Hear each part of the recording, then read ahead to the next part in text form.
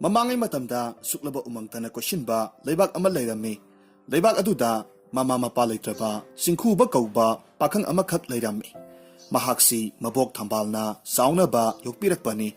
Singkhuba sawong sabanda awatpa amata hek leiramde. Suba nombasu kalli. Loksing singi minungsi su yamna lay. Nong maginumit amadani thambaldu masangamdabana maram oiraga phamungda yataraga leirami. Singkhubadi mabokpu aduki matik nusijabana maram oiraga mabokna mahakpu thadok sathigadra haina yamna pakhatjarami. Amaromda magini haibata mabok khaktamaksu ngajerabani.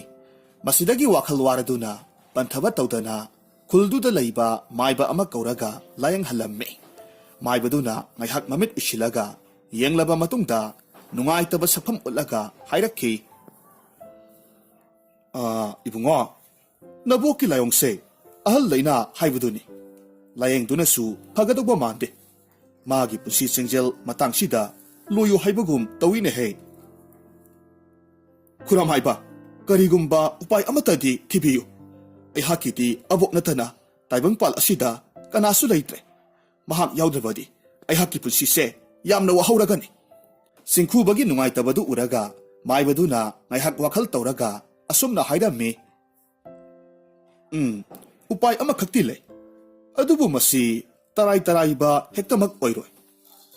Nangi punsido mangba phauba yana leiribani. Kuramay ba ayhak na waphamduda singnaba karisu leite. Karino haibadu hektamak takpiyu. Aigi thawaise manglabasu abupu kanbadi ay pame. Pare adudi ipamasa sumdauro. Awang maikay pang na layba mapamsidagi kul khara phauraga layba umang amada laybak amakhak khundabani. Maphamduda miyoibabu amuk nauna hingatanba ngamba sidayay hidak pambi hawbani. Madu nahak na hektuna nabok asigi masa pumbada soklabadi soydana kanba ngamni. Tawbatabu nahak na satkadoribase lamdi yamna lapi. Awaba kaya marum mayok na dawribani. Aduga lariamba kaya na sangyengsu tawrakadawribani. Maduda nahak na may paklabadi sidayay pambidu lawba ngamni. Aduga karigumba may thiba tarabadi yung olanduna magkwaygi manay oikigadawribani. Kuramay ba ayhak ngamnana ba hotnansagi laibak yengjaruge. Adubu ayna yumda halaktringay matamda abo asibu khara senabiramu.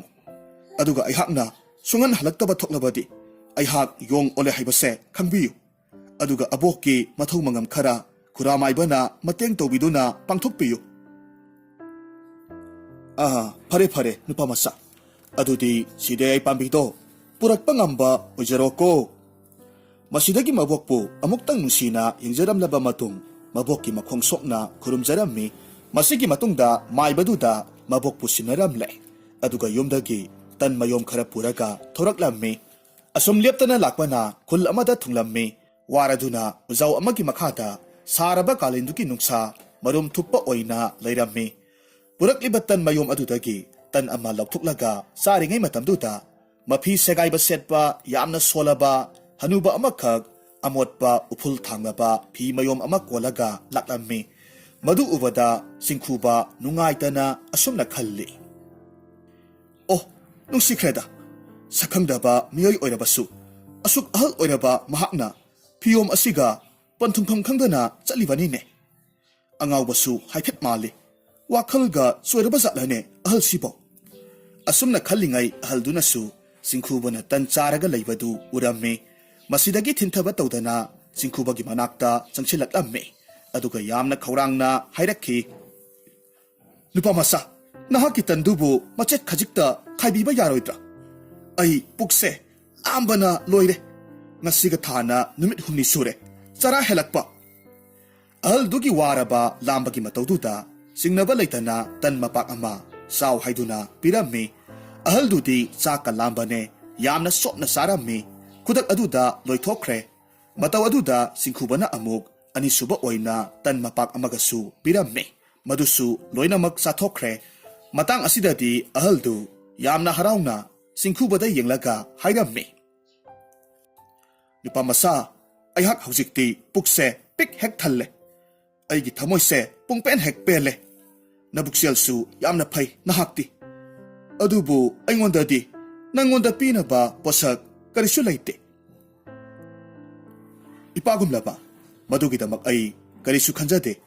Nahakna haraubagi minoktu uraga aigi apianba haibado oijare. Ahalduna karigumba ama ningsinglakpagi maong tawraklammi kudak aduda mahaki upul thanglaba phiyomdudagi phajjaraba anguba amasung samu masu langba piktak tauba nungmacha amakhak puthoraklaga pirammi aduga hairammi.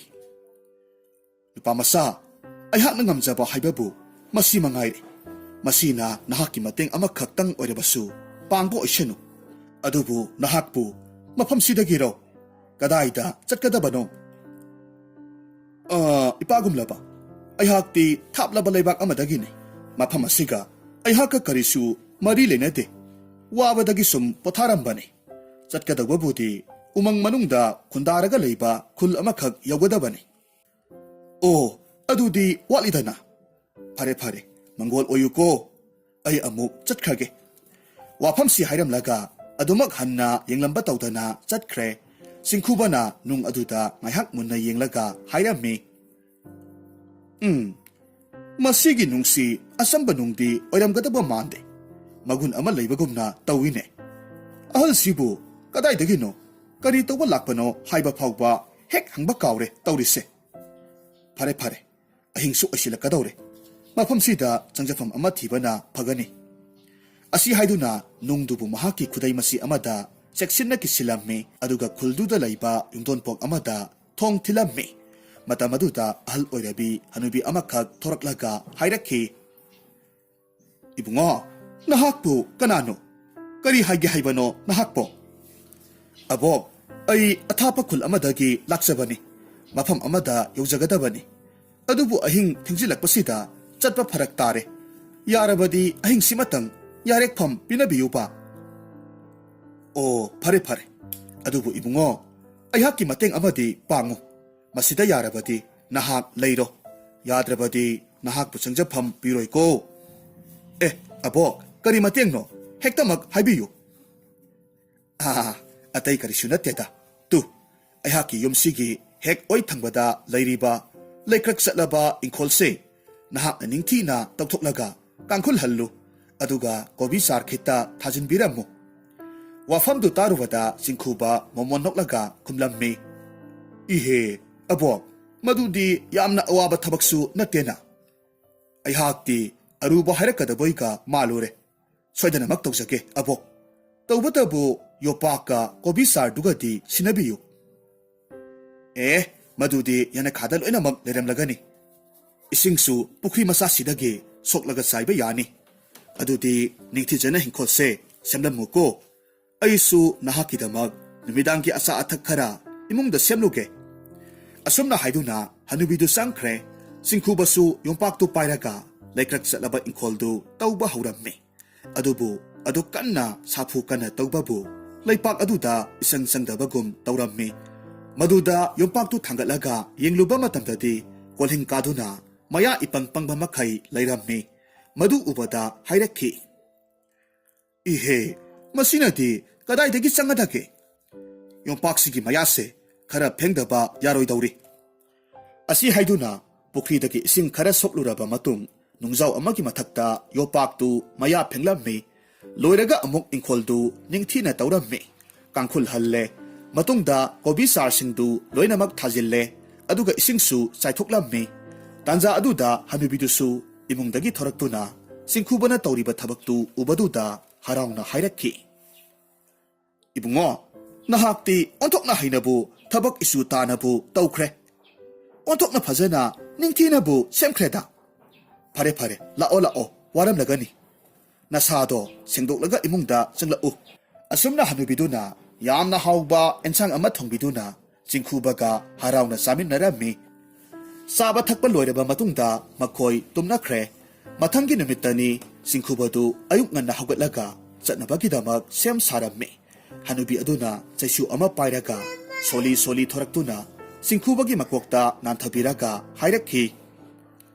Ibungo nahakna chatliba khongchatto mai pakpa oijo nabok asonbi aihakiti masinatana nafamda ꯄꯤꯅꯕ ꯀꯔꯤꯁꯨ ꯂꯩꯇꯦꯗꯣ꯫ ꯑꯕꯣꯛ, ꯑꯩꯒꯤꯗꯤ ꯀꯔꯤꯁꯨ ꯄꯥꯝꯗꯦꯗ꯫ ꯑꯕꯣꯛꯅ ꯊꯃꯣꯏ ꯁꯦꯡꯅ ꯅꯁꯨꯒꯨꯝꯂꯕ ꯑꯩꯉꯣꯟꯗ ꯄꯤꯕꯤꯔꯤꯕ ꯕꯣꯔꯁꯦ ꯃꯁꯤꯅ ꯑꯗꯨꯃꯛ ꯄꯦꯟꯖꯔꯦ꯫ ꯅꯨꯄꯥꯃꯆꯥ, ꯅꯍꯥꯛꯇꯤ ꯃꯤꯅꯨꯡꯁꯤ ꯊꯧꯖꯥꯜꯁꯨ ꯌꯥꯝꯅ ꯈꯪꯉꯤ꯫ ꯑꯗꯨꯅ ꯅꯍꯥꯛꯀꯤ ꯈꯣꯡꯆꯠꯇꯣ ꯃꯥꯏ ꯄꯥꯛꯄ ꯑꯣꯏꯁꯅꯨ꯫ ꯍꯣꯏ ꯑꯕꯣꯛ, ꯑꯗꯨꯗꯤ ꯑꯩ ꯆꯠꯂꯨꯈꯤꯒꯦ꯫ ꯃꯇꯥꯡ ꯆꯥꯕꯗ ꯑꯃꯨꯛ ꯊꯦꯡꯅꯁꯤ꯫ ꯑꯁꯤ ꯍꯥꯏꯗꯨꯅ ꯍꯅꯨꯕꯤꯗꯨꯗ ꯈꯨꯔꯨꯝꯂꯝꯂꯒ ꯑꯗꯨꯃꯛ ꯃꯐꯝꯗꯨꯗꯒꯤ ꯊꯣꯔꯛꯂꯝꯃꯤ꯫ ꯑꯁꯨꯝ ꯂꯦꯞꯇꯅ ꯂꯥꯛꯄꯅ ꯆꯤꯡꯒꯤ ꯈꯨꯜ ꯑꯃꯗ ꯌꯧꯔꯛꯂꯝꯃꯤ꯫ ꯆꯤꯡꯗꯨ ꯑꯁꯨꯝ ꯀꯥꯔꯛꯄ ꯃꯇꯝꯗꯗꯤ ꯂꯟꯇꯛ ꯂꯟꯇꯛ ꯌꯨꯝ ꯀꯌꯥ ꯇꯥꯕ ꯎꯔꯝꯃꯤ꯫ ꯃꯗꯨ ꯎꯕꯗ ꯃꯣꯃꯣꯟ ꯈꯖꯤꯛ ꯅꯣꯛꯂꯒ ꯍꯥꯏꯔꯛꯈꯤ, ꯏꯁ, ꯋꯥꯕꯅꯁꯨ ꯂꯣꯏꯔꯦ꯫ ꯆꯤꯡꯒꯤ ꯈꯨꯜꯁꯤ ꯂꯥꯟꯊꯣꯛꯂꯕꯗꯤ ꯎꯃꯪꯒꯤ ꯈꯨꯜꯗꯨ ꯁꯣꯏꯗꯅꯃꯛ ꯌꯧꯔꯅꯤ꯫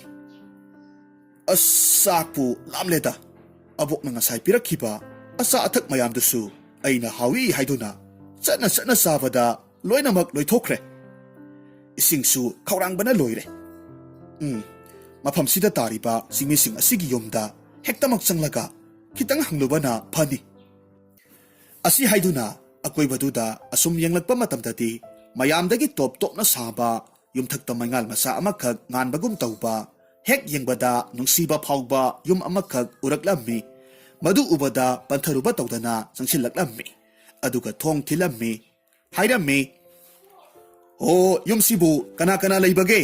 ꯊꯣꯡꯁꯦ ꯑꯃꯨꯛꯇ ꯍꯥꯡꯕꯤꯌꯣ." ꯈꯣꯟꯖꯦꯜꯗꯨ ꯇꯥꯕꯗꯒꯤ ꯏꯃꯨꯡꯗꯒꯤ ꯃꯤꯌꯥꯏ ꯆꯜꯂꯕ ꯅꯨꯄꯥ ꯑꯃꯈꯛ ꯊꯣꯡꯗꯨ ꯍꯥꯡꯗꯣꯔꯛꯇꯨꯅ ꯆꯤꯡꯈꯨꯕꯕꯨ ꯀꯣꯛꯇꯒꯤꯅ ꯇꯣꯟ ꯐꯥꯎꯕ ꯌꯦꯡꯂꯒ ꯍꯥꯏꯔꯝꯃꯤ, "ꯀꯔꯤ ꯇꯧꯔꯦ ꯏꯕꯨꯡꯉꯣ? ꯀꯔꯤ ꯍꯥꯏꯒꯦ ꯍꯥꯏꯕꯅꯣ?" "ꯏꯄꯥꯒꯨꯝꯂꯕ, ꯑꯩꯍꯥꯛꯁꯦ ꯑꯊꯥꯞꯄ ꯂꯩꯕꯥꯛ ꯑꯃꯗꯒꯤ ꯂꯥꯛꯆꯕꯅꯤ꯫ ꯃꯐꯝ ꯑꯃꯗ ꯆꯠꯀꯗꯕꯅꯤ꯫ ꯑꯗꯨꯕꯨ ꯑꯩꯍꯥꯛ ꯆꯥꯛ ꯌꯥꯝꯅ ꯂꯥꯝꯕꯅ ꯃꯈꯥ ꯇꯥꯅ ꯆꯠꯄ ꯉꯝꯗ꯭ꯔꯦ꯫ ꯌꯥꯔꯒꯗꯤ ꯑꯩꯍꯥꯛꯄꯨ ꯑꯆꯥ ꯑꯊꯛ ꯈꯖꯤꯛꯇ ꯑꯣꯏꯔꯕꯁꯨ ꯄꯤꯖꯕꯤꯌꯨꯕ." ꯑꯗꯨꯕꯨ ꯂꯥꯏꯕꯛ ꯊꯤꯕꯗꯤ ꯅꯨꯄꯥꯗꯨ ꯌꯥꯝꯅ ꯂꯤꯛꯄ ꯑꯣꯏꯕꯅ ꯀꯔꯤꯁꯨ ꯄꯤꯖꯕ ꯄꯥꯝꯂꯝꯗꯦ꯫ ꯃꯤꯅ ꯄꯤꯔꯤꯕ ꯃꯈꯩ ꯍꯔꯥꯎꯖꯕ, ꯑꯗꯨꯕꯨ ꯃꯁꯥꯗꯒꯤꯗꯤ ꯀꯔꯤꯒꯨꯝꯕ ꯑꯃꯠꯇ ꯄꯤꯊꯣꯛꯅꯤꯡꯗꯕ ꯌꯥꯝꯅ ꯑꯔꯤꯛꯄ ꯃꯤ ꯑꯣꯏꯕꯅ ꯈꯔ ꯁꯥꯎꯔꯞ ꯇꯧꯅ ꯍꯥꯏꯔꯛꯈꯤ, "ꯏꯕꯨꯡꯉꯣ, ꯅꯍꯥꯛꯅ ꯑꯩꯒꯤ ꯃꯇꯝ ꯌꯥꯝꯅ ꯃꯥꯡꯍꯜꯂꯦ꯫ ꯌꯥꯔꯒꯗꯤ ꯈꯔ ꯊꯨꯅ ꯆꯠꯈ꯭ꯔꯣ꯫ ꯑꯩꯈꯣꯏ ꯉꯥꯏꯍꯥꯛꯇ ꯄꯣꯊꯥꯈꯤꯒꯦ꯫ ꯅꯪꯉꯣꯟꯗ ꯄꯤꯖꯅꯕ ꯀꯔꯤꯁꯨ ꯂꯩꯇꯦ." ꯑꯁꯤ ꯍꯥꯏꯗꯨꯅ ꯊꯣꯡꯗꯨ ꯊꯤꯡꯖꯤꯟꯒꯦ ꯇꯧꯏ꯫ ꯑꯗꯨꯕꯨ ꯆꯤꯡꯈꯨꯕꯅ ꯐꯥꯔꯝꯃꯤ꯫ ꯇꯁꯦꯡꯅ ꯃꯍꯥꯛ ꯆꯥꯛ ꯂꯥꯝꯕꯅ ꯃꯔꯝ ꯑꯣꯏꯔꯒ ꯑꯍꯜꯗꯨꯒꯤ ꯋꯥꯗꯨ ꯀꯟꯊꯠꯂꯒ ꯍꯥꯏꯔꯛꯈꯤ, "ꯏꯄꯥꯒꯨꯝꯂꯕ, ꯑꯩꯍꯥꯛꯄꯨ ꯅꯨꯡꯁꯤꯕꯤꯌꯨ꯫ ꯌꯥꯔꯕꯗꯤ ꯑꯇꯩ ꯄꯤꯖꯗꯕꯁꯨ ꯑꯏꯪꯕ ꯄꯨꯟꯗ ꯊꯝꯕ ꯏꯁꯤꯡꯀ ꯂꯩꯔꯕꯗꯤ ꯈꯖꯤꯛꯇꯪ ꯄꯤꯊꯛꯄꯤꯌꯨ." ꯋꯥꯐꯝꯁꯤ ꯍꯟꯖꯤꯟ ꯍꯟꯖꯤꯟ ꯍꯥꯏꯔꯕꯁꯨ ꯑꯍꯜꯗꯨꯅꯗꯤ ꯌꯥꯕ ꯀꯧꯕ ꯂꯩꯇ꯭ꯔꯦ꯫ ꯆꯤꯡꯈꯨꯕꯗꯤ ꯂꯥꯝꯕꯅ ꯂꯣꯏꯔꯦ꯫ ꯃꯔꯝ ꯑꯗꯨꯅ ꯋꯥꯈꯜ ꯉꯥꯏꯍꯥꯛ ꯇꯧꯔꯕ ꯃꯇꯨꯡꯗ ꯍꯥꯏꯔꯛꯈꯤ, "ꯐꯔꯦ ꯏꯄꯥꯒꯨꯝꯂꯕ, ꯑꯇꯩ ꯀꯔꯤꯁꯨ ꯅꯤꯔꯔꯣꯏꯒꯦ꯫ ꯇꯧꯕꯇꯕꯨ ꯑꯩꯒꯤ ꯏꯐꯝꯗ ꯏꯁꯤꯡ ꯈꯖꯤꯛꯇꯪꯒ ꯆꯐꯨ ꯃꯆꯥ ꯏꯟꯁꯥꯡ ꯊꯣꯡꯕ ꯌꯥꯕ ꯑꯃꯇꯪꯒ ꯁꯤꯟꯅꯕꯤꯌꯨ." "ꯅꯍꯥꯛꯇꯤ ꯆꯐꯨ ꯃꯆꯥꯒ ꯏꯁꯤꯡ ꯈꯔꯒꯗꯨꯅ ꯀꯔꯤ ꯇꯧꯒꯗꯧꯔꯤꯕ?" "ꯑꯩꯍꯥꯛꯀꯤ ꯆꯥꯅꯅꯕ ꯅꯨꯡꯒꯤ ꯀꯥꯡꯁꯣꯏ ꯊꯣꯡꯖꯒꯦ ꯇꯧꯕꯅꯤ." ꯑꯁꯤ ꯍꯥꯏꯗꯨꯅ ꯃꯃꯥꯡꯊꯛꯇ ꯍꯅꯨꯕꯗꯨꯅ ꯄꯤꯔꯛꯈꯤꯕ ꯅꯨꯡꯗꯨ ꯂꯧꯊꯣꯔꯛꯂꯝꯃꯤ꯫ ꯑꯗꯨꯒ ꯎꯠꯂꯝꯃꯤ꯫ ꯃꯗꯨ ꯎꯕꯗ ꯅꯨꯄꯥ ꯑꯗꯨꯅ ꯌꯥꯝꯅ ꯉꯛꯅ ꯍꯥꯏꯔꯝꯃꯤ, "ꯀꯔꯤ ꯍꯥꯏꯕ? ꯅꯨꯡꯒꯤ ꯀꯥꯡꯁꯣꯏ ꯍꯥꯏꯕ? ꯑꯗꯨꯁꯨ ꯃꯁꯤꯒꯤ ꯅꯨꯡ ꯑꯁꯤꯅꯤ ꯍꯥꯏꯕ? ꯍꯥꯏ, ꯏꯕꯨꯡꯉꯣ, ꯅꯍꯥꯛꯄꯨ ꯉꯥꯎꯔꯕ꯭ꯔꯣ? ꯏꯄꯥꯒꯨꯝꯂꯕ, ꯅꯍꯥꯛꯅ ꯃꯁꯤꯒꯤ ꯃꯍꯥꯎ ꯈꯪꯗꯗꯅ ꯇꯧꯔꯤꯕꯅꯤ꯫ ꯑꯩꯈꯣꯏꯒꯤ ꯂꯩꯕꯥꯛꯇ ꯅꯠꯇꯅ ꯑꯇꯣꯞꯄ ꯂꯩꯕꯥꯛ ꯀꯌꯥꯗꯁꯨ ꯑꯩꯍꯥꯛꯀꯤ ꯅꯨꯡꯒꯤ ꯀꯥꯡꯁꯣꯏ ꯑꯁꯤꯗ ꯉꯥꯎꯖꯔꯤꯕꯅꯤ꯫ ꯅꯈꯣꯏꯗꯤ ꯅꯍꯥꯟ ꯃꯈꯩ ꯈꯪꯗꯕ ꯖꯥꯠ ꯑꯣꯏꯔꯦꯀꯣ, ꯑꯁꯨꯛ ꯃꯃꯤꯡ ꯆꯠꯂꯤꯕꯁꯦ." ꯆꯤꯡꯈꯨꯕꯒꯤ ꯋꯥꯗꯨ ꯇꯥꯕꯗ ꯇꯁꯦꯡꯅ ꯃꯇꯩ ꯃꯅꯥꯎꯗꯨꯗꯤ ꯊꯥꯖꯔꯝꯃꯤ꯫ ꯃꯨꯔꯨꯝ ꯃꯨꯔꯨꯝ ꯁꯣꯟꯗꯨꯅ ꯋꯥꯔꯤ ꯁꯥꯅꯕ ꯍꯧꯔꯛꯈꯤ꯫ ꯅꯨꯄꯥ ꯑꯗꯨꯅ ꯃꯍꯥꯛꯀꯤ ꯅꯨꯄꯤꯒꯤ ꯃꯅꯥꯀꯣꯡꯗ ꯑꯁꯨꯝꯅ ꯆꯤꯔꯣꯜ ꯇꯧꯔꯒ ꯍꯥꯏꯔꯝꯃꯤ, "ꯍꯥꯏ ꯅꯨꯄꯤ, ꯅꯨꯡꯒꯤ ꯀꯥꯡꯁꯣꯏ ꯑꯁꯤꯕꯨ ꯃꯍꯥꯎ ꯇꯪꯍꯧꯕꯅ ꯐꯒꯗꯧꯔꯤꯕ꯭ꯔꯣ?" "ꯅꯨꯄꯥ, ꯑꯩꯍꯥꯛꯅ ꯅꯨꯄꯥ ꯃꯆꯥ ꯑꯁꯤꯗ ꯄꯤꯒꯗꯧꯔꯤꯕꯁꯦ ꯁꯨꯞꯅꯇꯪꯒꯤ ꯏꯁꯤꯡ ꯈꯔꯒ ꯆꯐꯨ ꯑꯃꯒꯅꯤ꯫ ꯑꯩꯈꯣꯏꯗ ꯀꯔꯤꯁꯨ ꯃꯥꯡꯖꯕ ꯂꯩꯇꯦ꯫ ꯃꯥꯒꯤ ꯏꯟꯁꯥꯡꯁꯦ ꯃꯍꯥꯎꯁꯤꯗꯨꯝ ꯇꯪꯍꯧꯁꯤ꯫ ꯑꯩꯈꯣꯏꯒꯤ ꯂꯩꯕꯥꯛ ꯑꯁꯤꯗ ꯑꯩꯈꯣꯏ ꯑꯅꯤꯅ ꯏꯍꯥꯟ ꯍꯥꯟꯅ ꯃꯃꯤꯡ ꯆꯠꯂꯕ ꯏꯟꯁꯥꯡ ꯆꯥꯕ ꯍꯥꯜꯂꯤ ꯍꯥꯏꯕꯗꯣ ꯁꯣꯟꯅꯍꯧꯗꯧꯔꯤꯕꯅꯤ." ꯑꯁꯨꯝꯅ ꯈꯟꯅꯔꯕ ꯃꯇꯨꯡꯗ ꯑꯔꯤꯛꯄ ꯅꯨꯄꯥꯗꯨꯅ ꯈꯧꯗꯦꯝꯂꯒ ꯍꯥꯏꯔꯛꯈꯤ, "ꯏꯕꯨꯡꯉꯣ, ꯐꯔꯦ ꯐꯔꯦ, ꯅꯍꯥꯛꯀꯤ ꯑꯋꯥꯕꯗꯣ ꯑꯩ ꯅꯨꯡꯉꯥꯏꯇ꯭ꯔꯦ꯫ ꯅꯪꯒꯤ ꯑꯄꯥꯝꯕꯗꯣ ꯄꯤꯔꯒꯦ ꯇꯧꯕꯇꯕꯨ ꯅꯍꯥꯛꯀꯤ ꯅꯨꯡꯒꯤ ꯀꯥꯡꯁꯣꯏꯗꯣ ꯑꯩꯈꯣꯏ ꯑꯅꯤꯗꯁꯨ ꯃꯍꯥꯎ ꯇꯪꯍꯜꯂꯨ ꯅꯠꯇ꯭ꯔꯕꯗꯤ ꯄꯤꯕ ꯉꯝꯂꯣꯏꯀꯣ ꯅꯨꯄꯥꯗꯨꯒꯤ ꯋꯥꯗꯨ ꯇꯥꯕꯗ ꯆꯤꯡꯈꯨꯕꯗꯨ ꯃꯃꯣꯟ ꯅꯣꯛꯂꯒ ꯈꯨꯝꯃꯤ ꯃꯗꯨꯒꯤꯗꯤ ꯀꯔꯤꯁꯨ ꯋꯥꯕꯤꯔꯨꯅꯨ ꯑꯩꯅ ꯁꯣꯏꯗꯅꯃꯛ ꯄꯤꯖꯒꯅꯤ ꯇꯧꯕꯇꯕꯨ ꯅꯈꯣꯏꯒꯤ ꯏꯃꯨꯡꯁꯤꯗ ꯑꯣꯏꯅ ꯊꯣꯡꯂꯁꯤ ꯃꯄꯥꯜꯗ ꯁꯤꯡ ꯊꯥꯔꯒ ꯊꯣꯡꯂꯕꯗꯤ ꯅꯨꯡꯁꯤꯠꯅ ꯃꯩ ꯋꯥꯏꯗꯨꯅ ꯆꯥꯛꯂꯕꯗꯤ ꯑꯋꯥꯐꯝꯗ ꯇꯥꯅꯤ ꯐꯔꯦ ꯐꯔꯦ ꯑꯗꯨꯗꯤ ꯑꯩ ꯃꯩ ꯊꯥꯒꯠꯂꯒꯦꯀꯣ ꯑꯁꯨꯝꯅ ꯃꯇꯩ ꯃꯅꯥꯎ ꯑꯅꯤꯗꯨꯅ ꯆꯤꯡꯈꯨꯕꯕꯨ ꯃꯈꯣꯏꯒꯤ ꯃꯌꯨꯝ ꯃꯅꯨꯡꯗ ꯄꯨꯁꯤꯜꯂꯛꯂꯝꯃꯤ ꯃꯤꯠꯀꯨꯞ ꯈꯔꯒꯤ ꯃꯇꯨꯡꯗꯗꯤ ꯅꯨꯄꯤ ꯑꯗꯨꯅ ꯃꯩ ꯊꯥꯒꯠꯄ ꯂꯣꯏꯔꯕꯗ ꯆꯤꯡꯈꯨꯕꯅ ꯍꯥꯏꯕꯒꯨꯝ ꯆꯐꯨ ꯃꯆꯥ ꯑꯃꯗ ꯏꯁꯤꯡ ꯈꯔ ꯍꯥꯞꯂꯒ ꯊꯥꯡꯒꯠꯂꯝꯃꯤ ꯑꯗꯨꯒ ꯍꯥꯏꯔꯝꯃꯤ ꯏꯕꯨꯡꯉꯣ ꯅꯍꯥꯛꯅ ꯍꯥꯏꯕꯈꯩꯗꯣ ꯂꯣꯏꯅꯃꯛ ꯄꯥꯡꯊꯣꯛꯂꯦ ꯃꯈꯥꯗꯤ ꯅꯍꯥꯛꯅ ꯑꯣꯏꯅ ꯏꯟꯁꯥꯡꯁꯦ ꯊꯣꯡꯂꯣ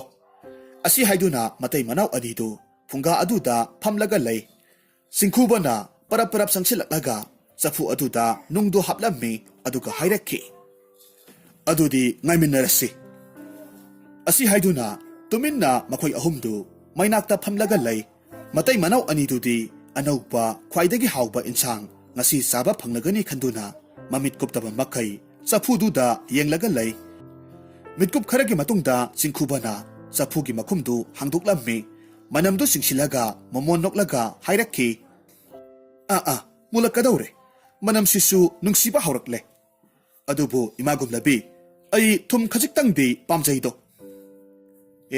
ꯃꯗꯨꯒꯤ ꯋꯥꯕꯨ ꯏꯃꯥ ꯄꯨꯔꯛꯀꯦ ꯂꯩꯔꯝꯃꯨ ꯑꯁꯤ ꯍꯥꯏꯔꯝꯂꯒ ꯅꯨꯄꯤ ꯑꯗꯨꯅ ꯂꯣꯠꯁꯤꯜꯂꯒ ꯊꯝꯂꯤꯕ ꯎꯄꯨ ꯃꯅꯨꯡꯗꯨꯗꯒꯤ ꯊꯨꯝ ꯀꯧꯇꯥꯗꯨ ꯄꯨꯊꯣꯔꯛꯂꯝꯃꯤ ꯑꯗꯨꯒ ꯄꯤꯔꯝꯃꯤ ꯆꯤꯡꯈꯨꯕꯅ ꯏꯁꯤꯡꯗꯨꯒ ꯆꯥꯅꯕ ꯆꯥꯡ ꯌꯦꯡꯂꯒ ꯊꯨꯝ ꯍꯥꯞꯂꯝꯃꯤ ꯑꯗꯨꯒ ꯉꯥꯏꯍꯥꯛ ꯑꯃꯨꯛ ꯁꯧꯍꯜꯂꯒ ꯊꯝꯃꯤ ꯃꯤꯠꯀꯨꯞ ꯈꯔꯒꯤ ꯃꯇꯨꯡꯗ ꯆꯤꯡꯈꯨꯕꯅ ꯑꯃꯨꯛ ꯆꯐꯨꯒꯤ ꯃꯈꯨꯝꯗꯨ ꯍꯥꯡꯗꯣꯛꯂꯒ ꯈꯥꯕꯩ ꯑꯗꯨꯅ ꯃꯍꯤ ꯈꯔ ꯀꯣꯊꯣꯛꯂꯝꯃꯤ ꯃꯗꯨꯒꯤ ꯃꯇꯨꯡꯗ ꯃꯍꯥꯎ ꯇꯪꯂꯝꯃꯤ ꯍꯔꯥꯎꯅ ꯍꯥꯏꯔꯛꯈꯤ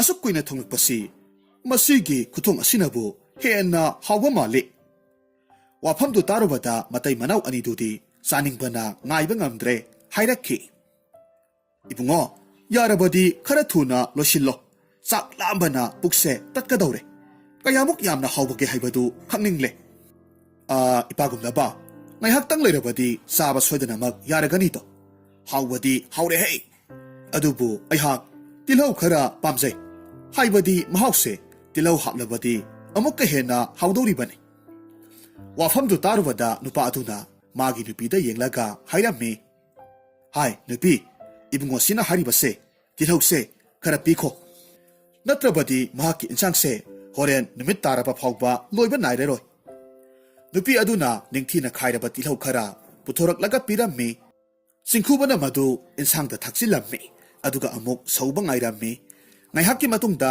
ꯑꯃꯨꯛ ꯆꯤꯡꯈꯨꯕꯅ ꯍꯥꯏꯔꯛꯈꯤ ꯏꯟꯁꯥꯡꯁꯤ ꯁꯨꯡꯁꯧꯕꯨ ꯁꯧꯔꯛꯇꯕ ꯃꯥꯜꯂꯤ ꯑꯩ ꯑꯃꯨꯛꯇꯪꯒ ꯃꯨꯜꯂꯕ꯭ꯔꯥ ꯍꯥꯏꯗꯨꯅ ꯌꯦꯡꯕꯅ ꯆꯨꯝꯅꯤ ꯑꯁꯨꯝꯅ ꯍꯥꯏꯔꯒ ꯃꯍꯤ ꯈꯔ ꯑꯃꯨꯛ ꯂꯧꯊꯣꯛꯂꯒ ꯃꯍꯥꯎ ꯇꯪꯂꯝꯃꯤ ꯑꯗꯨꯒ ꯆꯤꯡꯅꯔꯞ ꯇꯧꯕ ꯁꯛꯐꯝ ꯑꯃ ꯎꯠꯇꯨꯅ ꯍꯥꯏꯔꯝꯃꯤ ꯁꯥꯊꯤꯅꯗꯤ ꯍꯥꯎꯔꯦ ꯍꯥꯏꯕꯕꯨ ꯒꯖꯔ ꯈꯔꯒ ꯑꯂꯨ ꯑꯅꯧꯕ ꯈꯔꯒ ꯁꯣꯏꯖꯤꯜꯂꯒ ꯍꯥꯞꯂꯕꯗꯤ ꯑꯃꯨꯛꯀ ꯍꯦꯟꯅ ꯍꯥꯎꯒꯅꯤꯕꯨ ꯃꯇꯩ ꯃꯅꯥꯎ ꯑꯅꯤꯗꯨꯁꯨ ꯆꯥꯛ ꯂꯥꯝꯂꯤꯉꯩꯗꯨꯗ ꯏꯟꯁꯥꯡ ꯃꯅꯝ ꯈꯖꯤꯛꯇꯪ ꯅꯝꯂꯨꯕ ꯑꯗꯨꯗ ꯆꯥꯅꯤꯡꯕꯅ ꯈꯥꯡꯕ ꯉꯝꯗ꯭ꯔꯦ ꯃꯈꯣꯏ ꯑꯅꯤꯒꯤ ꯑꯔꯤꯛꯄ ꯋꯥꯈꯜꯗꯨ ꯀꯣꯛꯈꯤꯗꯨꯅ ꯆꯤꯡꯈꯨꯕꯅ ꯍꯥꯏꯔꯤꯕ ꯄꯣꯠꯁꯛ ꯑꯗꯨꯃꯛ ꯈꯔ ꯁꯣꯏꯔꯒ ꯄꯤꯔꯝꯃꯤ ꯃꯗꯨꯃꯛ ꯆꯐꯨꯗꯨꯒꯤ ꯃꯅꯨꯡꯗ ꯍꯥꯞꯆꯤꯜꯂꯝꯃꯤ ꯃꯈꯨꯝꯗꯨ ꯑꯃꯨꯛ ꯈꯨꯝꯖꯤꯜꯂꯒ ꯃꯨꯟꯕ ꯉꯥꯏꯔꯝꯃꯤ ꯃꯤꯠꯀꯨꯞ ꯈꯔꯒꯤ ꯃꯇꯨꯡꯗ ꯏꯟꯁꯥꯡꯗꯨ ꯁꯧꯔꯛꯂꯝꯃꯤ ꯈꯖꯤꯛ ꯈꯖꯤꯛ ꯄꯥꯊꯕ ꯍꯧꯔꯛꯈꯤ ꯃꯗꯨ ꯎꯕꯗ ꯑꯍꯜ ꯅꯨꯄꯥꯗꯨꯅ ꯍꯔꯥꯎꯅ ꯍꯥꯏꯔꯝꯃꯤ ꯏꯕꯨꯡꯉꯣ ꯏꯟꯁꯥꯡꯁꯤ ꯁꯧꯔꯕ ꯃꯥꯜꯂꯦ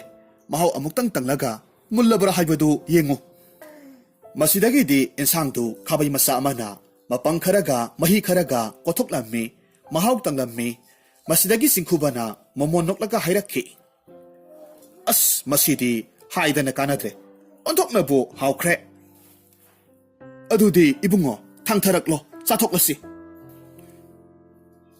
ꯇꯧꯕꯇꯕꯨ ꯏꯃꯥꯒꯨꯝꯂꯕꯤ ꯑꯩꯍꯥꯛ ꯐꯗꯤꯒꯣꯝ ꯈꯔꯒ ꯃꯣꯔꯣꯛ ꯈꯤꯇꯪꯒ ꯄꯥꯝꯖꯩ ꯃꯗꯨ ꯍꯥꯞꯂꯕꯗꯤ ꯄ꯭ꯔꯤꯊꯤꯕꯤꯗ ꯈ꯭ꯋꯥꯏꯗꯒꯤ ꯍꯥꯎꯕ ꯏꯟꯁꯥꯡꯁꯦ ꯃꯁꯤ ꯅꯠꯇꯅ ꯀꯔꯤꯁꯨ ꯂꯩꯔꯔꯣꯏꯕꯣ ꯏꯕꯨꯡꯉꯣ ꯃꯗꯨꯒꯤꯗꯃꯛ ꯀꯔꯤꯁꯨ ꯋꯥꯒꯅꯨ ꯑꯩ ꯁꯣꯏꯗꯅꯃꯛ ꯄꯤꯅꯤ ꯉꯥꯏꯍꯥꯛ ꯂꯩꯔꯝꯃꯨ ꯑꯩ ꯐꯗꯤꯒꯣꯝꯒ ꯃꯣꯔꯣꯛ ꯑꯇꯦꯛꯄꯒꯗꯣ ꯌꯦꯅꯈꯥꯗ ꯂꯩꯔꯤꯕ ꯏꯪꯈꯣꯜꯁꯤꯗꯒꯤ ꯑꯃꯨꯛꯇ ꯍꯦꯛꯂꯨꯒꯦ Asi haiduna chatkre ngaihakki matungda haikiba posaktu puraklammi singkhubada sinarami pumnamak ningthina malaba matungda soidoklaga insangduda thaksilami asumna tawbadagidi insangdugi nungsiraba manamdu yumdugi manungda sandokpa hauraklammi manamdu namlubada matai manau anidudi matin tare matang aduda singkhubana noklaga hairakki mayam nunggi kangsuisi mulle saba yarani tawbatabu tengkot ahumga samas ahumga puraklo madu oirabadi chap charani asi haiduna maithakdagi chafudu thangtharammi leimaida thamlammi aduga nupi aduna purakliba tengkot ahumduda chap manana haplammi matamaduda nupi aduna upu manungdagi halwa ahubba khara puthoraklaga hairammi sese nupamasa masi sasi asi haiduna makoi ahumdu harauna chaminarami nupa aduna harauna hairakki ibungo karino masigi nunggi kangsuisidi onthoknabu haukreda hoine nupa onthoknabu haukre ibungo natte masibu karamna thongbano aikhoidasu khara taklammo nahakna satkhrabasu aikoi nungtigi thonglaga chahauge wadu tabada chingkhubana safu manungdudagi mahakna hapsinkiba nungdu asengba isingda chamthoklaga utlaga hairammi masidi aina nasade masigi nung asigi matingnani adubo ibungo nungdu amukta yengjaba yaroidra imagum labi warabinu madumadi aihak yaba ngamjaroi miyoibana pangyengda yengba yaba natte magun chamkhiduna ensang mahau watkadawribani o phare phare numidangi matamsu oshilaklabanina ngasigi ahing simadi mafamsida laikro aduga hayeng ayuk nganna hekchatlo asumna ahingduma haukhre mathangi numitani singkhubadu ayuk nganna hagatuna chatkadabagi siam sarammi tanja aduda matai manau anidu thoraktuna singkhubana lambi chatpada chanabagi damak tan khara yomlaga pirammi singkhubana momon noklaga hairakki thagasari imagumlabi aibu nongmagi charasu pijabire tumbasu ningthina tumhalle aduna aihakki haibabu masigi nungse nakhoi anida sinaramlage seksina thambiyuko aduga ensang hauna hauna thonglaga chabiyu ibungo mangol oyu isasidi chatlo ningthina chatlo masigi matungdagidi singkhuba thogalon ulamlaba matung adumak chatkre asumna matai manau aniduna haraungna nungdubu munna yengluba kandadi isam chamba nung oiraga leirammi madu ubada singkhubana makhoi anibu apangba sibani haibasi khangjaraklammi makhoi anigi arikpa wakhaldubu maithiba piramle masagi maral khangjaraklabada haukiba thaudok khudingmak ningsing nungdubu thangatlaga mitrangi nungni haiduna makhol haungna nokminnarammi asomdasu singkhuba leptana asum lakpana umang manungda khundaba khuldu yauraklammi mafamdu asukki matik phajarami makhal masu kayagi lei pambi kayana ningthina satlammi akoibadu ngaihak yenglaga leiringai nupi amana soibadagi mangonda thengjilakpadagi punna tusminarami singkhuba makhwang pairaga sugatlammi nupiduna phuklauna hagalaklaga asok apal yenglaga hairakki ibung warobinu aihak hui amakhakna tanarakpadagi pakhattana chelakpani soibadagi thengjilure nupidugi khonjel amadi phajaraba saktamdu urubada tasengna singkhubadi pungaw ngawkhre hairakki soiba haibase kananasu tamba ngamba natte adubu sakhelabi nahakpu kariming kaubage ibung aihakki mingbudi ketuki kaugse ado ibungdi mafamsidagi su mande kadaidagi lakpano aise yamna thaplaba lebak amadagini mafamsidagi sidayai hidak pambi amakhak hektuna aihakki abuki thawai kanabagi-damak laklibani o adudi karisiwarugano ai mafamdo takpige aigi itung inbirao asi haiduna makhoi anidu asum laklammi surung amagi manak yoksilaklaba kanda ketukina hairammi tu ibung masigi surung asida hairiba sidayai pambido haubani ahanbada surung changlamdaida akiba khonjel kayana changdanaba haiduna kihan khanghalakadawribani adubu nahakna karisu thoksaruba tawdana adumak changsillo ꯃꯗꯨꯗ ꯁꯣꯏꯗꯅꯃꯛ ꯁꯤꯗꯌꯥꯏ ꯄꯥꯝꯕꯤꯗꯨ ꯃꯌꯥꯝ ꯑꯃ ꯍꯧꯔꯝꯒꯅꯤ꯫ ꯃꯌꯥꯝꯗꯨꯗꯒꯤ ꯑꯃꯈꯛ ꯍꯦꯛꯀꯦ ꯍꯥꯏꯔꯕꯗꯤ ꯈꯨꯕꯥꯛ 3ꯂꯛ ꯈꯨꯕꯤꯒꯗꯕꯅꯤ꯫ ꯃꯇꯝ ꯑꯗꯨꯗ ꯁꯨꯔꯨꯡꯗꯨ ꯑꯃꯝꯕ ꯑꯃꯨꯕ ꯅꯨꯡꯁꯤꯠꯅ ꯄꯨꯡꯌꯣꯝ ꯌꯣꯝꯁꯤꯜꯂꯛꯀꯅꯤ꯫ ꯃꯐꯝꯗꯨꯗ ꯉꯥꯟꯒꯗꯧꯔꯤꯕ ꯍꯥꯏꯕꯕꯨ ꯁꯤꯗꯌꯥꯏ ꯄꯥꯝꯕꯤ ꯑꯃꯈꯛ ꯃꯉꯥꯜ ꯆꯥꯎꯅ ꯉꯥꯜꯂꯛꯀꯅꯤ꯫ ꯃꯗꯨ ꯅꯍꯥꯛꯅ ꯅꯤꯡꯊꯤꯅ ꯃꯔꯥ ꯌꯥꯎꯅ ꯐꯨꯛꯄꯤꯔꯛꯀꯗꯕꯅꯤ꯫ ꯁꯛꯍꯦꯜꯂꯩꯕꯤ, ꯅꯍꯥꯛꯄꯨ ꯊꯥꯒꯠꯆꯔꯤ, ꯑꯗꯨꯕꯨ ꯑꯩꯈꯣꯏ ꯑꯅꯤ ꯄꯨꯟꯅ ꯆꯪꯃꯤꯟꯅꯕꯗꯤ ꯌꯥꯗꯕ꯭ꯔꯥ? ꯏꯕꯨꯡ, ꯋꯥꯔꯧꯕꯤꯅꯨ, ꯑꯩꯍꯥꯛꯇꯤ ꯁꯤꯗꯌꯥꯏ ꯄꯥꯝꯕꯤꯒꯤ ꯗꯔꯀꯥꯔ ꯑꯣꯏꯗ꯭ꯔꯤ꯫ ꯃꯐꯝ ꯑꯁꯤꯗ ꯗꯔꯀꯥꯔ ꯑꯣꯏꯗꯕ ꯃꯤꯗꯤ ꯆꯪꯕ ꯌꯥꯗꯦ꯫ ꯑꯣ, ꯐꯔꯦ ꯐꯔꯦ, ꯑꯗꯨꯕꯨ ꯑꯩꯅ ꯊꯣꯛꯂꯛꯇ꯭ꯔꯤꯕ ꯐꯥꯎꯕ ꯃꯐꯝꯁꯤꯗ ꯂꯩꯕꯤꯔꯝꯃꯨ ꯍꯥꯏꯕꯕꯨ? ꯍꯣꯏ, ꯏꯕꯨꯡꯅ ꯃꯪꯒꯣꯜ ꯑꯣꯏꯗꯨꯅ ꯊꯣꯛꯄꯤꯔꯛꯎ, ꯑꯩ ꯁꯣꯏꯗꯅꯃꯛ ꯉꯥꯏꯖꯔꯝꯒꯦ꯫ ꯋꯥꯐꯝꯗꯨ ꯇꯥꯕꯗ ꯆꯤꯡꯈꯨꯕ ꯀꯦꯇꯨꯀꯤꯗ ꯅꯣꯛꯂꯒ ꯌꯦꯡꯂꯝꯃꯤ꯫ ꯃꯗꯨꯒꯤ ꯃꯇꯨꯡꯗ ꯁꯨꯔꯨꯡ ꯇꯝꯅ ꯆꯪꯈ꯭ꯔꯦ꯫ ꯀꯦꯇꯨꯀꯤꯅ ꯍꯥꯏꯕꯒꯤ ꯃꯇꯨꯡ ꯏꯟꯅ ꯁꯨꯔꯨꯡꯗꯨ ꯆꯪꯂꯛꯄ ꯃꯇꯝꯗ ꯅꯥꯛ ꯌꯦꯠꯇꯒꯤ ꯌꯥꯝꯅ ꯀꯤꯔꯕ ꯈꯣꯟꯖꯦꯜ ꯀꯌꯥ ꯇꯥꯕ ꯍꯧꯔꯛꯈꯤ꯫ ꯑꯗꯨꯕꯨ ꯆꯤꯡꯈꯨꯕꯅ ꯃꯅꯥꯀꯣꯡ ꯑꯅꯤꯗꯨ ꯃꯦꯟꯁꯤꯜꯂꯒ ꯈꯣꯟꯖꯦꯜꯗꯨꯗꯒꯤ ꯉꯥꯛꯊꯣꯛꯆꯔꯝꯃꯤ꯫ ꯑꯁꯨꯝꯅ ꯃꯐꯝꯗꯨ ꯎꯆꯤꯟ ꯅꯥꯆꯤꯟꯅ ꯂꯥꯟꯊꯣꯔꯛꯂꯝꯃꯤ꯫ ꯍꯥꯏꯕꯒ ꯇꯧꯕꯒ ꯁꯤꯗꯌꯥꯏ ꯄꯥꯝꯕꯤ ꯀꯌꯥ ꯑꯃ ꯍꯧꯔꯒ ꯂꯩꯔꯝꯃꯤ꯫ ꯄꯥꯝꯕꯤꯗꯨ ꯑꯗꯨꯛꯀꯤ ꯃꯇꯤꯛ ꯐꯖꯩ꯫ ꯄꯤꯛꯇꯛ ꯇꯧꯔꯒ ꯑꯁꯪꯕ ꯃꯅꯥ ꯀꯌꯥ ꯑꯃ ꯄꯨꯡꯅ ꯄꯥꯜꯂꯤ꯫ ꯑꯉꯥꯡꯕ ꯃꯆꯨꯒꯤ ꯂꯩ ꯃꯆꯥ ꯃꯆꯥ ꯀꯌꯥꯁꯨ ꯁꯥꯠꯂꯝꯃꯤ꯫ ꯀꯦꯇꯨꯀꯤꯅ ꯍꯥꯏꯕꯒꯤ ꯃꯇꯨꯡ ꯏꯟꯅ ꯆꯤꯡꯈꯨꯕꯅ ꯈꯨꯕꯥꯛ 3ꯂꯛ ꯍꯦꯛ ꯈꯨꯕ ꯃꯇꯝꯗꯗꯤ ꯃꯐꯝꯗꯨꯗ ꯑꯃꯨꯕ ꯃꯩꯈꯨ ꯀꯌꯥꯅ ꯌꯣꯝꯁꯤꯜꯂꯛꯂꯝꯃꯤ꯫ ꯃꯐꯝꯗꯨ ꯄꯨꯡꯃꯝ ꯃꯝꯈ꯭ꯔꯦ꯫ ꯑꯗꯨꯕꯨ ꯁꯤꯗꯌꯥꯏ ꯄꯥꯝꯕꯤꯗꯨꯗꯤ ꯑꯃ ꯐꯥꯎꯕ ꯍꯦꯛ ꯃꯉꯥꯜ ꯅꯥꯏꯅ ꯉꯥꯜꯂꯛꯂꯝꯗꯦ꯫ ꯃꯇꯝ ꯑꯗꯨꯗ ꯆꯤꯡꯈꯨꯕ ꯑꯃꯝꯕ ꯃꯔꯛ ꯑꯗꯨꯗ ꯃꯀꯣꯛ ꯁꯥꯔꯗꯨꯅ ꯃꯕꯣꯛ ꯊꯝꯕꯥꯜꯕꯨ ꯀꯟꯕ ꯉꯝꯂꯔꯣꯏꯗ꯭ꯔꯥ ꯍꯥꯏꯗꯨꯅ ꯅꯨꯡꯉꯥꯏꯇꯅ ꯀꯞꯂꯝꯃꯤ꯫ ꯑꯗꯨꯗꯒꯤꯗꯤ ꯈꯪꯍꯧꯗꯦ, ꯃꯐꯝꯗꯨ ꯄꯨꯡꯉꯥꯟ ꯍꯦꯛ ꯉꯥꯟꯊꯣꯔꯛꯂꯝꯃꯤ꯫ ꯍꯧꯔꯝꯕ ꯁꯤꯗꯌꯥꯏ ꯄꯥꯝꯕꯤꯁꯤꯡ ꯑꯗꯨꯁꯨ ꯑꯃꯠꯇ ꯍꯦꯛ ꯍꯧꯔꯝꯗ꯭ꯔꯦ꯫ ꯃꯇꯧꯗꯨꯗ ꯆꯤꯡꯈꯨꯕ ꯍꯦꯟꯅ ꯊꯃꯣꯏ ꯀꯥꯏꯕ ꯍꯥꯏꯕꯗꯨ ꯑꯣꯏꯔꯝꯃꯤ꯫ ꯇꯟꯖꯥ ꯑꯗꯨꯗ ꯑꯉꯧꯕ ꯃꯆꯨꯒꯤ ꯐꯤꯖꯣꯜ ꯁꯦꯠꯄ, ꯌꯥꯝꯅ ꯑꯍꯜ ꯑꯣꯏꯔꯕ ꯆꯩꯁꯨ ꯄꯥꯏꯕ ꯍꯅꯨꯕ ꯑꯃꯈꯛ ꯂꯥꯛꯂꯝꯃꯤ꯫ ꯑꯗꯨꯒ ꯀꯞꯂꯤꯕ ꯆꯤꯡꯈꯨꯕꯗ ꯃꯨꯟꯅ ꯌꯦꯡꯂꯒ ꯍꯥꯏꯔꯝꯃꯤ, "ꯅꯨꯄꯥꯃꯆꯥ, ꯅꯍꯥꯛꯅ ꯀꯞꯂꯤꯕꯕꯨ ꯀꯔꯤ ꯃꯔꯝꯒꯤꯅꯣ? ꯑꯩꯍꯥꯛꯅ ꯉꯝꯕ ꯑꯣꯏꯔꯕꯗꯤ ꯃꯇꯦꯡ ꯄꯥꯡꯒꯦ." ꯍꯅꯨꯕꯗꯨꯒꯤ ꯋꯥꯗꯨ ꯇꯥꯕꯗ ꯆꯤꯡꯈꯨꯕ ꯍꯧꯈꯤꯕ ꯊꯧꯗꯣꯛꯇꯨ ꯂꯤꯔꯒ ꯈꯪꯍꯜꯂꯝꯃꯤ꯫ ꯋꯥꯐꯝꯗꯨ ꯇꯥꯔꯕꯗ ꯍꯅꯨꯕꯗꯨꯅ ꯅꯣꯛꯂꯒ ꯍꯥꯏꯔꯝꯃꯤ, "ꯑꯣ, ꯃꯗꯨꯒꯤ ꯑꯣꯏꯔꯦꯀꯣ ꯅꯨꯄꯥꯃꯆꯥ꯫ ꯃꯗꯨꯒꯤ ꯑꯣꯏꯔꯕꯗꯤ ꯀꯔꯤꯁꯨ ꯋꯥꯔꯨꯅꯨ, ꯑꯩꯅ ꯁꯣꯏꯗꯅꯃꯛ ꯅꯍꯥꯛꯀꯤ ꯃꯇꯦꯡ ꯄꯥꯡꯅꯤ꯫ ꯇꯧꯕꯇꯕꯨ ꯅꯍꯥꯛ ꯑꯩꯍꯥꯛꯀꯤ ꯃꯇꯦꯡ ꯑꯃꯗꯤ ꯄꯥꯡꯗꯕ ꯌꯥꯗꯦ."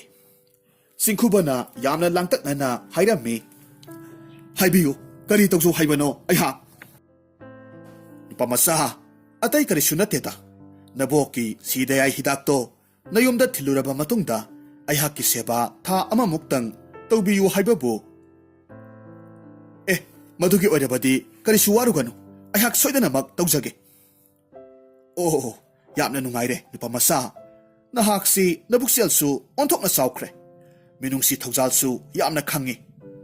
ꯋꯥꯁꯤ ꯍꯦꯛ ꯍꯥꯏꯕ ꯂꯣꯏꯕꯒꯗꯤ ꯈꯪꯍꯧꯗꯦ ꯍꯅꯨꯕ ꯑꯗꯨꯁꯨ ꯂꯥꯏꯔꯦꯝꯕ ꯑꯃꯒꯤ ꯁꯛꯂꯣꯟꯗ ꯑꯣꯟꯊꯣꯔꯛꯈꯤ꯫ ꯑꯗꯨꯒ ꯆꯩꯁꯨ ꯑꯗꯨꯕꯨꯅ ꯁꯤꯗꯌꯥꯏ ꯄꯥꯝꯕꯤ ꯑꯣꯟꯊꯣꯔꯛꯂꯝꯃꯤ꯫ ꯑꯗꯨꯒ ꯆꯤꯡꯅꯕ ꯂꯩꯇꯅ ꯆꯤꯡꯈꯨꯕꯗ ꯁꯤꯗꯌꯥꯏ ꯄꯥꯝꯕꯤꯗꯨ ꯄꯤꯔꯝꯃꯤ꯫ ꯂꯥꯏꯔꯦꯝꯕꯗꯨꯅ ꯍꯥꯏꯔꯛꯈꯤ, "ꯅꯨꯄꯥꯃꯆꯥ, ꯁꯤꯗꯌꯥꯏ ꯍꯤꯗꯥꯛꯁꯤ ꯅꯐꯝꯗ ꯈꯨꯗꯣꯜ ꯑꯣꯏꯅ ꯄꯤꯔꯕꯅꯤ꯫ ꯅꯍꯥꯛꯅ ꯅꯕꯨꯛꯆꯦꯜ ꯁꯦꯡꯕꯒꯤꯗꯃꯛ ꯆꯤꯡꯅꯗꯅ ꯄꯤꯔꯕꯅꯤ꯫ ꯑꯩꯍꯥꯛꯅ ꯇꯧꯕ ꯆꯥꯡꯌꯦꯡ ꯈꯨꯗꯤꯡꯃꯛ ꯅꯍꯥꯛ ꯃꯥꯏ ꯄꯥꯛꯂꯕꯅꯤ꯫ ꯄꯨꯟꯁꯤ ꯆꯨꯞꯄ ꯃꯪꯒꯣꯜ ꯑꯣꯏꯌꯨ." "ꯊꯥꯒꯠꯆꯔꯤ, ꯑꯗꯨꯕꯨ ꯑꯩꯍꯥꯛ ꯁꯤꯗꯌꯥꯏꯁꯤ ꯍꯥꯟꯅ ꯑꯕꯣꯛꯇ ꯁꯤꯟꯅꯔꯝꯈꯤꯒꯦ, ꯑꯗꯨꯒ ꯏꯄꯥ ꯂꯥꯏꯔꯦꯝꯕ, ꯅꯍꯥꯛꯀꯤ ꯁꯦꯕꯥꯗꯨ ꯇꯧꯖꯒꯦ." "ꯑꯩꯅ ꯃꯗꯨ ꯍꯥꯏꯕꯒꯤ ꯃꯔꯝꯗꯤ ꯇꯁꯦꯡꯅ ꯅꯍꯥꯛꯀꯤ ꯁꯦꯕꯥ ꯄꯥꯝꯕꯒꯤ ꯅꯠꯇꯦ, ꯅꯍꯥꯛꯄꯨ ꯆꯥꯡꯌꯦꯡꯕꯅꯤ." ꯋꯥꯐꯝꯗꯨ ꯇꯥꯔꯕꯗ ꯆꯤꯡꯈꯨꯕꯁꯨ ꯃꯣꯃꯣꯟ ꯅꯣꯛꯆꯔꯝꯃꯤ꯫ ꯂꯥꯏꯔꯦꯝꯕ ꯑꯗꯨꯗ ꯈꯨꯔꯨꯝꯂꯕ ꯃꯇꯨꯡ ꯊꯣꯔꯛꯂꯝꯃꯤ꯫ ꯀꯦꯇꯨꯀꯤꯒꯤ ꯃꯅꯥꯛꯇ ꯂꯥꯛꯂꯝꯃꯤ꯫ ꯀꯦꯇꯨꯀꯤꯁꯨ ꯈꯣꯡꯐꯝ ꯑꯃ ꯐꯥꯎꯕ ꯂꯦꯡꯗꯅ ꯑꯗꯨꯃꯛ ꯉꯥꯏꯔꯒ ꯂꯩꯔꯝꯃꯤ꯫ ꯆꯤꯡꯈꯨꯕꯗꯨ ꯃꯥꯏ ꯄꯥꯛꯅ ꯍꯜꯂꯛꯄꯗꯨꯗ ꯃꯣꯃꯣꯟ ꯅꯣꯛꯂꯒ ꯍꯥꯏꯔꯛꯈꯤ, "ꯏꯕꯨꯡ, ꯅꯍꯥꯛꯇꯤ ꯇꯁꯦꯡꯅ ꯄꯨꯛꯆꯦꯜ ꯁꯦꯡꯕ ꯃꯤꯑꯣꯏꯅꯤ꯫ ꯅꯍꯥꯛꯅ ꯑꯐꯕ ꯃꯤꯑꯣꯏ ꯑꯃ ꯑꯣꯏꯕꯅ ꯁꯤꯗꯌꯥꯏ ꯄꯥꯝꯕꯤꯗꯨ ꯐꯪꯂꯤꯕꯅꯤ꯫ ꯀꯔꯤꯒꯨꯝꯕ ꯃꯕꯨꯛ ꯆꯦꯠꯄ ꯃꯤꯑꯣꯏ ꯑꯣꯏꯔꯝꯂꯕꯗꯤ ꯁꯥꯞ ꯑꯣꯏꯅ ꯐꯪꯗꯧꯔꯤꯕꯅꯤ." ꯑꯗꯨꯕꯨ ꯆꯤꯡꯈꯨꯕꯗꯤ ꯀꯦꯇꯨꯀꯤꯒꯤ ꯋꯥꯗꯨ ꯇꯥꯗꯕ ꯃꯈꯩ ꯊꯩꯗꯣꯛꯂꯒ ꯍꯥꯏꯔꯛꯈꯤ, "ꯁꯛꯍꯦꯜꯂꯩꯕꯤ, ꯑꯩꯍꯥꯛ ꯅꯍꯥꯛꯄꯨ ꯊꯃꯣꯏ ꯁꯦꯡꯅ ꯅꯨꯡꯁꯤꯖꯔꯨꯔꯦ ꯑꯩꯍꯥꯛꯀꯤ ꯇꯥꯂꯣꯏ ꯑꯣꯏꯕꯤꯌꯨ ꯍꯥꯏꯕꯕꯨ ꯀꯔꯤ ꯀꯥꯏꯕꯒꯦ ꯋꯥꯐꯝꯗꯨ ꯇꯥꯕꯗ ꯀꯦꯇꯨꯀꯤ ꯏꯀꯥꯏꯅ ꯈꯨꯝꯂꯛꯈꯤ ꯏꯕꯨꯡꯒꯤ ꯋꯥꯐꯝꯗꯨ ꯑꯩꯍꯥꯛ ꯍꯤꯛꯇꯣꯛꯆꯕ ꯉꯝꯖꯔꯣꯏ ꯇꯧꯕꯇꯕꯨ ꯑꯩꯍꯥꯛꯇꯤ ꯌꯥꯝꯅ ꯂꯥꯏꯔꯕꯤ ꯇꯁꯦꯡꯅ ꯑꯩꯍꯥꯛꯀꯤꯗꯃꯛ ꯀꯅꯥꯁꯨ ꯂꯩꯇ꯭ꯔꯦ ꯏꯇꯣꯝꯇ ꯁꯪꯇꯞ ꯃꯆꯥ ꯑꯃꯗ ꯂꯩꯖꯕꯅꯤ